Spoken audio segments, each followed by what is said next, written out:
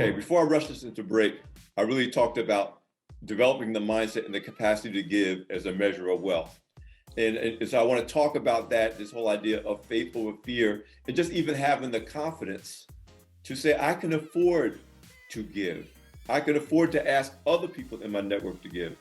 Similar to what Dee talked about with her experience, I have a mentee, my youngest current mentee, who's 16 years old. Her name is Dorothy Jean Tillman. She's working on her doctorate in behavioral health as a 16-year-old at Arizona State University. But she also has her own company, is the Dorothy Jean Esteem Leadership Institute out of Chicago. And she literally took a contingent of her staff to Ghana, where she was also given an investiture by one of the royal families in Ghana. A big deal. But she was, as a supporter, I asked a bunch of the people that I mentor, hey, give to the cause. And it was a very revealing thing for me to find out who really was like, hey, I'm down. I got this. And a bunch of people gave, and it's not like one giving more than the other makes one person better than the other. But a big function of that was the degree of faith and confidence each person had in their capacity to give. And so, like Dee, it was a big revelation to me about that, and even in my own, being convicted in my own self about, do I have the courage to give? Do I have faith in God's ability to replenish? And do I have the courage to give? So, so talk about that aspect of confidence and fear, or faith over fear. Yeah, I mean, they can't really coexist, right? It's either one or the other. We hear about that. And the thing about giving activates abundance. And so once you get in the habit of giving, God will replenish and he will go above and beyond, right? So that you can continue to be in a position of giving. And so with the whole idea of being at a position where you can invest, give money, help other companies, help other small businesses and different causes and things like that, there is something that's called a helper's high. I remember Oprah talking about this at one point. It's a helper's high, that there's something that goes off like dopamine or what have you when you give. And so people can get addicted to giving. And so that also happens in the world of investing. But I want to bring it back to the whole fearlessness thing, right? So when you can overcome that fearlessness or being fearful and getting to that point of fearlessness, it sets you up for a different pathway with your money. And that is why I wrote my book, Fearless Finances. It helps to really build up that confidence and that courage that women have, that stigma attached to them about being fearful about money. They take it out on retail therapy, buying the expensive bags, buying the expensive shoes, making themselves look good on the outer, the exterior part of it. But the work has to be done internally to overcome that fear of how they handle money. Those are just prized possessions that you show off, or maybe, impress people you don't even know with those types of things. But at our very core, Black people, we've been resourceful. We've been, we have entrepreneurial roots that run deep in a lot of these different epicenters around the country, like Oakland, like Chicago, like Detroit, like Baltimore. And so entrepreneurship runs deep. So it's exciting to hear you've got a mentee that's really, charting her own path. We have ways in which we become very, resilient. We have ingenuity, innovation. All of these run deep in our roots, and we have to be able to capitalize and monetize that so we can continue to be in a position of giving.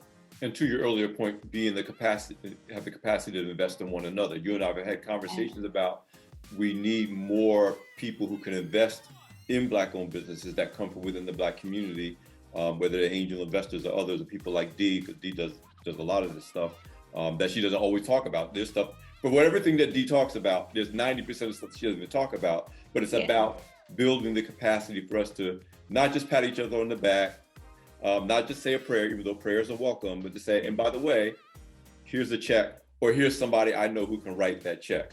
Mm-hmm. But I do want to pivot the discussion a little bit back to this idea of fearlessness and this idea, you're not talking about kind of pie in the sky, you are very blunt and direct about, including our current environment, where people are, in their minds, have a reason to be fearful.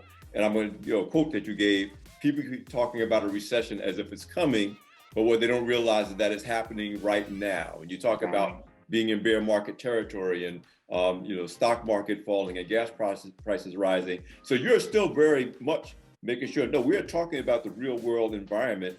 It's not about being fearless by pretending nothing's wrong. Talk about that and how our audience should be approaching even the current environment as they seek an abundant life. Right. Right now, there is a recession looming. I say, if you are familiar with hurricanes, I don't live in hurricane country, but I was in Houston when Hurricane Rita and Hurricane Katrina swept through that part of the country. And so what we have now is a tropical storm that's kind of underway, but it's going to end up being a full-blown hurricane at a Category 4, Category 5 coming up here in the next, 6 to 8 months. And so what we have to do as a community, as Black people, Black women, is we have to get prepared. So I'm telling my ladies, look, we've got to cancel hot girl summer. It's got to be turned down to maybe lukewarm summer, because we've got a cold winter to prepare for. And so in order to do that, I like to say we've got to be smart about it. And so the acronym is SMART that I explained to my ladies. S, we've got to save. M, we've got to have multiple income streams. A, we have to protect our assets. So asset protection is key, because one hiccup could wipe us out, right? So we've got to be able to put insurances and things like that to protect the wealth that we're building as we continue to follow this journey. And then R is recession proof. We've got to figure out ways in which we can set our income on recurrent, because our bills are on recurrent. They don't stop, right? So we've got to come up with really innovative ways, and Black people are so creative in how we can actually turn on our income to be recurrent as well.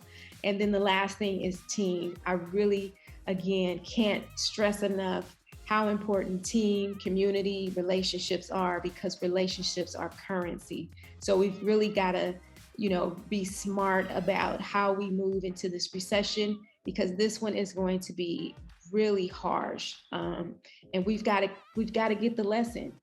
Every time, what they say, God continues to, give you situations until you get the lesson. He's going to give us another situation, and hopefully we can walk out of this smart and have learned the lesson. Wow. So talk about, and I'm still sticking with this faith over fear, in the face of everything you described. Where are the opportunities that people should be prepared for in this space? Yeah, which is why saving is so important, by the way. Yeah, so the opportunities are in those industries and sectors where we see the prices going up.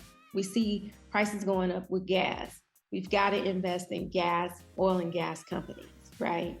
They are outperforming the S&P 500. You're not going to see this on the airwaves. They're not getting a lot of airtime. Food costs are going up. I'm going to talk to my ladies today about investing in food companies like Albertsons, like Kroger, companies that we actually spend money with for our food costs. McDonald's has a huge history of weathering these types of storms. They're not going to fail during this upcoming recession. They're going to make money. You know why? Because they're going to bring back these value meals, these value items on their menu, and that's going to increase their revenue. So we've got to look at companies that have traditionally been able to thrive in recessionary times, and that's where we need to put our money, as well as dividend paying companies, because those companies tend to be well-established companies, corporate partners, because their coffers are filled with cash. And so it's important that we look to those companies and not necessarily all the doom and gloom that we're going to see across the media, the airwaves, the CNNs and things like that. Because if it bleeds, it leads. But we really have to be smart about not being distracted with what's on TV and follow the money. Follow the money. We're going to come back. I think we have one more segment. We're going to come back after the break. But that is so important. Your points around, first of all, I'm gonna use your analogy of storms. Storms do pass. Mm-hmm. I remarked earlier today, I was born during a recession and I've lived through at least 8, including the one that happened when Black Enterprise was founded in 1970. That was founded during a recession. So it's not about panicking. When we come back from the break, I want to talk about, and I'm speaking as a person of faith, the importance of our not letting our moods and our feelings being dictated by the news that we watch and see. Yeah. We should be informed, but not overly reactive to those things. We're talking about managing fear so that we can really prosper. Listen, you're listening to Be Lifted Up, your guide to living an abundant life. I'm here with DC Marshall. We're here with Cassandra Cummings. We'll be right back.